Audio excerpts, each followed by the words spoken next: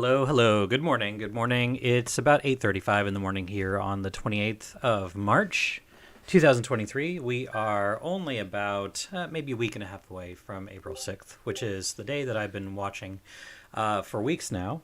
So what I'm going to do is I'm just going to take a look at Bitcoin. I might touch a little bit at the end on altcoins.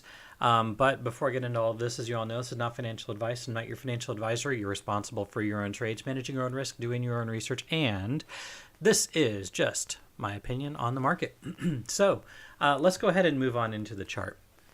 I'm going to talk about three scenarios.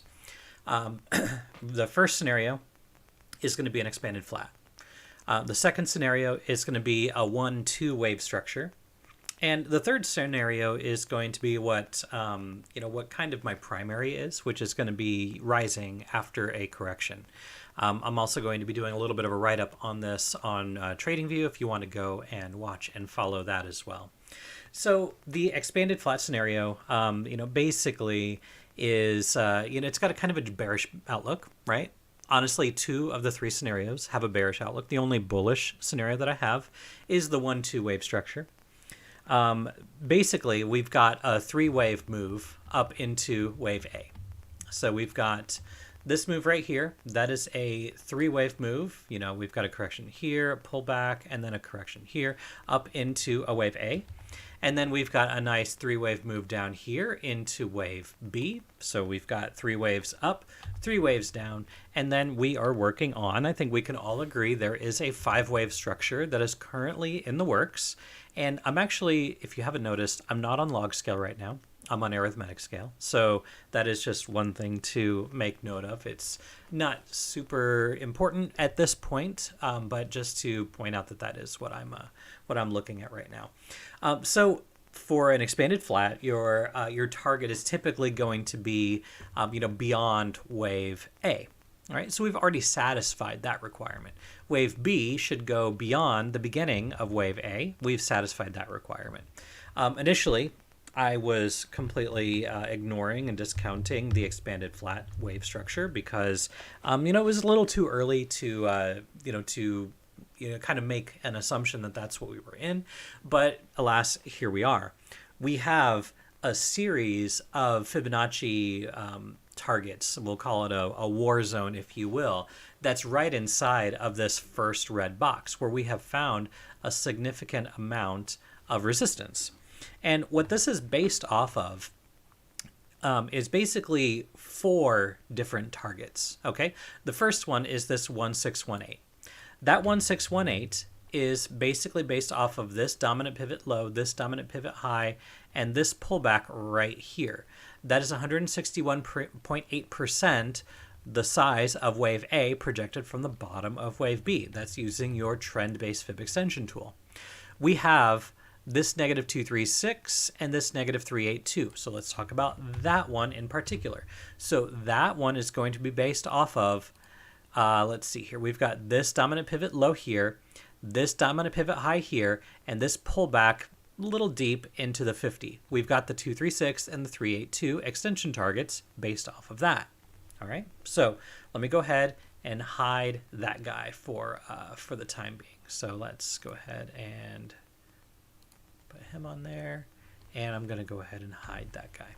Okay, the next one is basically the basis for our red box, right? We've got this -382 and this -236 extension. All right, so let's just take a look and see where that is coming from. So that's based off of this 50% right here. Again, this dominant pivot low, this dominant pivot high. We've got this 50% retracement here, and that is on a, one was based on log and one was based on linear. So we've got these targets here. I do think it's important to pay attention to multiple targets based on different settings. So I've got them both on there, and that's where we've got both of those targets from. So that's right here in this zone. The other one, that last one right here, is this large Fibonacci pull that I've got. This is pulling from that very, very all-time high, the point all the way at all-time high, all the way down here to the lows. That is in November of 2022. And we've got that negative 236 just hiding out in there. I don't know if you can see that. Let me see if I can just kind of move this out just a little bit so you can see that guy moving. And it's going to be important to just continue to move this out as time goes by, because we're also going to be talking about a different scenario, and it's going to be important to have that out there as well. So keeping an eye on that negative 236, which again, we have satisfied. We've satisfied that negative 236 right there. So again, we have lots of ammo here. The huge Fibonacci battlefield, if you will, is occurring right in this area. And it would make a whole lot of sense. It would make a lot of sense because if you take a look here on the 4-hour time frame, on the Wave Master, we've got a lot of stuff that's up here in overbought conditions, but look at this green wave. This green wave is starting to reset. We may even have some signs, if I were to zoom in a little bit, some signs we're starting to curl here. We've got this low right here. We've got a lower low here, and we have some signs that we could have some bullish divergence on the 4-hour time frame, which is what I'm looking at for that move up into, again, April 6th. And again, I was having a discussion with somebody on the Discord earlier talking about, maybe this weekend. It could be this weekend. This weekend could just be what starts it. But getting a move up there to that level, which again, I don't know if it's going to be all the way up at 30,500. It may just be just a tad bit higher than where we're at right now. But I mean, look at the battlefield over here as well. There's going to be a lot of resistance in this area because there was a lot of support in this area. And it lasted from, taking a look here, from May 10th all the way to where it broke down on June 12th. So that was like a month where it stayed in that area trying to find some support before it broke down. So now we're spending some time up here in this area trying to break through, and it may just fall. I doubt it's going to just completely move all the way up to new highs. I don't believe at this point that this is the extremely bullish scenario, which I'm going to talk about last. But again, that would be the expanded flat. And if that's the expanded flat and we do stop up here, we're going straight to new lows. Who wants that? Nobody wants that, right? But that would be the expanded flat scenario. Basically, we've got an A, B, C up here, and then we move to new lows. We go straight to new lows. We don't make new highs. But my second scenario, which is not necessarily an expanded flat, but basically what we would have is from the lows here, we've got 5 waves up, A, then we have 3 waves down, B, and then we go up into a wave C. So this is going to be what I would consider my primary. I'm going to put it in green because this is actually my primary, that wave A up here. We've got a wave B somewhere down here, right? Again, where it's going to land, we don't know. We don't know. But what I can say is wherever it does land and start to pivot, we can come up with an upside target based off of that. But again, let's look at the Fibonacci, our target zones, right? So we've got a fib target right here at 35.4. We've got the 382 at 35.9. And we've got some others that are over here, which I'm currently discounting for the time being, but we're going to potentially have some targets up here if we don't make a new high. Now, if we make a new high, then we're going to have to adjust them a little bit. And if we do make a new high, like for instance, if this goes up here to that target, well, now we have more confluence that we're going to have resistance at 35,000 to 35, we'll say from 35 to 36,000. That is assuming we do make a slightly higher high. If we don't make a higher high, well, then we've got significant resistance here at about 34,600 to 35,000. And then we still have that resistance at like 35,500 to 36,000. So in this area, assuming we get there, right, and there's no guarantees that we're going to get there, that area would be very interesting for me to basically move a significant amount into cash, including altcoins, just for the record. This would be a significant move, right? If we do find ourselves all the way back down here, we see that move to the upside, that would be a nice 67% move. Is it going to go much higher than that? I really doubt it. I doubt it. Now, from there, what does that then mean? Move to new lows. So now we have 2 scenarios where we move to new lows. The first scenario where we move to new lows, let me see if I can get my my arrow here. Give me just a moment. We're going to get this arrow here. I was going to try and find the other arrow tool, but in other words, from the expanded flat target up there, let's go ahead and just compress this just a little bit and just talk about where, I'm not going to talk too much about like where we could go, but just what this would look like. So from here, we'd basically be looking at a move down, right? Now, how low is it going to go? Again, I'm not going to go there right now. I'm not going to go there right now. But how long is it going to last? It's probably going to go all the way down here until probably August, September, right? If we get to this area up here, well, then what am I going to be looking for? Very, very similar. But I would honestly say it's probably going to go lower than if we have an expanded flat, right? An expanded flat probably would make a new low, probably are going to find some significant support. But if we do a correction that looks a lot like this and we go down from there, probably going to go lower than what the expanded flat target would be. But now, what's the bullish scenario? All right, so let's just talk about that here for a moment. So I've already got some of the targets on here, but the target for this very bullish scenario would basically be a move that would be, let's see here, let me go ahead and clean this up here for just a moment.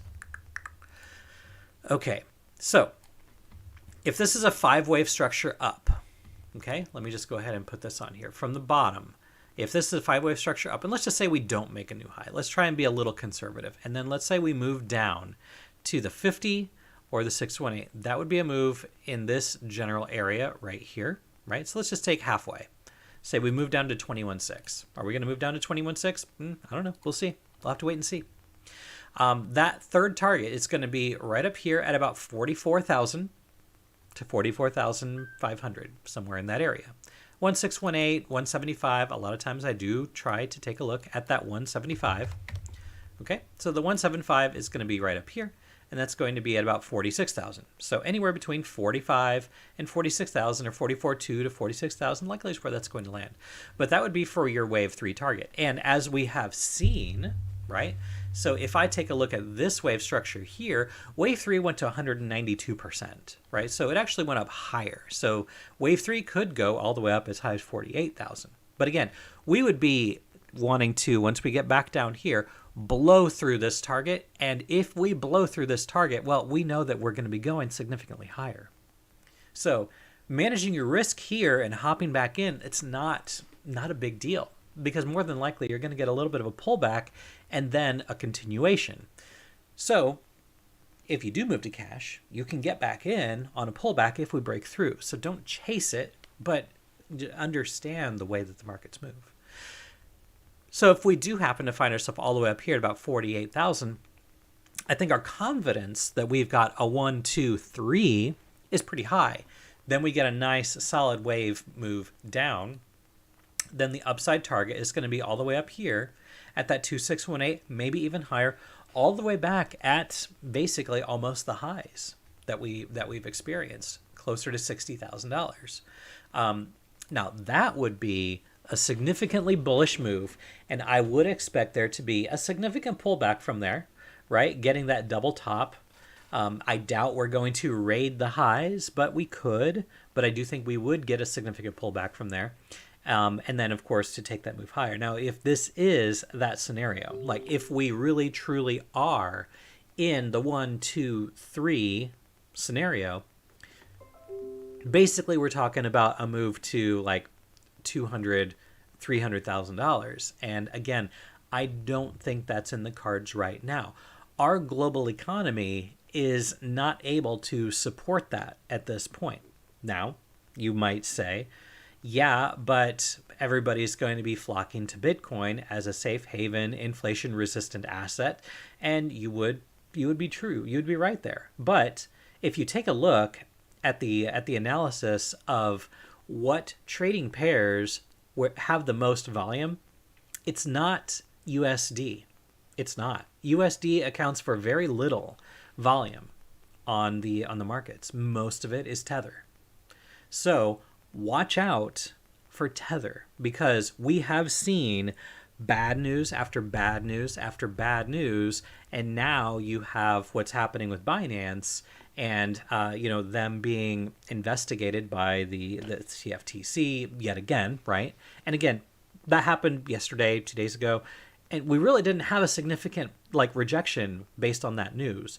But if something happens with Tether, right? So we talk about the cartel every once in a while. We've got Binance, Bitfinex. If something happens with Tether, Bitcoin is going to have an extreme move down. So whether that's going to be occurring, let's see, if that's going to occur here and we see an extreme move down, or if it happens from here and we see an extreme move down, we don't know what the reason is going to be, but all we can say is the wave structure supports basically the situation that we're in, which is we're in a corrective move, at least in my opinion, for the time being. And I do expect that we are going to see tops on altcoins in the next couple months. I'm looking for Ethereum, again, between $2,000 and $2,300. I'm looking at Litecoin, about $130. And Bitcoin, at least in the short term, I'm not looking for it to go too much higher. And maybe it doesn't make a new high. But over the next couple months, I am expecting it to go back up here, again, to around 35,000, and then continue down. I do think that there is going to be another move to the downside. And what that reason is going to be, we won't know until that news drops. I'm not a prophet. I'm not claiming to be. I'm just looking at the market structure, and the market structure right now looks like we are going to make a significant move to new yearly highs, at least later this year, probably closer to October. And then from there, we're going to more than likely see a move back down to new lows of the year and even of last year. We're probably going to break the lows here of 15,000 once we get this move up here to the upside. So don't try and over leverage yourself. Don't try and get rich quick. Just work on the slow and steady gains, and then we'll go from there. So that is what I've got on Bitcoin. I do want to talk a little bit about dominance. All right, so let's take a look at dominance here. So we've got Bitcoin dominance. What's Bitcoin dominance doing? Again, we've been watching this also for quite some time, right? Let me just go ahead and zoom in here. I'm on the daily. Let's zoom in so that we can see this with a lot of clarity. All right, so we've been talking about the fact that we've got a nice, now this, again, this could be the 1, 2, 1, 2, right? So we've got a 1, 2, 1, 2, 3, 4, 5 into wave 3, go down here, potentially down here into wave 4. And again, I haven't touched this chart in at least a week, probably more than that. So we've got this wave 5 up here, which completed wave 3. We go down here into wave 4, then we complete the larger wave 5. Again, watch when Bitcoin hits 50% dominance, right? So I've got a level that's marked here. You can see it. It's at about 48.6%. Right there, it's going to be an area where I think altcoins have a good chance to start a run. Now, if we see a move up to about 49.9 to 50%, again, you can see my level also up there at 50.17%, that's going to be a significant pivot zone for altcoins. I think that's where they're going to run, and I think it's going to be significant. So, I was having some discussions about, what am I in? I'm not in altcoins heavy enough that if I have a significant drawdown, it's going to hurt me. But I'm positioned enough to where if this happens to Bitcoin dominance, what I do have is going to make a significant amount of money. And when I look at altcoins, and I did a write-up on TradingView just a couple days ago for our members, and I was discussing changing your position size based on the risk that you want to put on the table, and putting a little less risk on the table to allow your stop loss to be a little bit wider. And that is something that I do with altcoins. And so that's just the way that I trade altcoins. So I do apologize if I wasn't super transparent with the way that I was taking those positions, but at this point, those altcoins are lower, so you could get back into those positions, but keeping in mind to keep that position size a little smaller on altcoins so that you can So one, you can get into more, and two, you're not putting yourself at an overexposed position, because again, if Bitcoin does make this move to the upside, altcoins are going to increase in value also. But when we do get up here, as long as Bitcoin doesn't have a significant rejection, we're going to have a nice significant altcoin run, and I'm projecting it's probably going to last the duration of probably the rest of the year. The second half of 2023, more than likely, is going to be a significant time for altcoins. But be careful, because this thing can pivot at any point in time. This can happen quicker than you would expect. And again, we've seen that happen, going from all the way up here at almost 49% down here to 43%. That occurred over the course of only 9 days. So this could look like this, right? It could happen very, very quickly. And again, that's something, as I mentioned, we have seen over and over again. Right here, this is in 2021. We were at 61%, and we went all the way down to 39% over the course of less than 2 months. So it could happen very, very quickly. That would look a little bit like this, and then we'd be done in July, right? So we'll have to wait and see. Nobody knows how long it's going to take us to get there. Nobody knows when we're going to hit this 50%. But when we do, I would expect a rejection on dominance, and I would expect altcoins to see a significant move. Very, very likely. We haven't seen a good altcoin run really since this move right here. We've had, spike after spike after spike, but not a significant move. And I'm expecting Bitcoin dominance to probably drop below 40% on this move.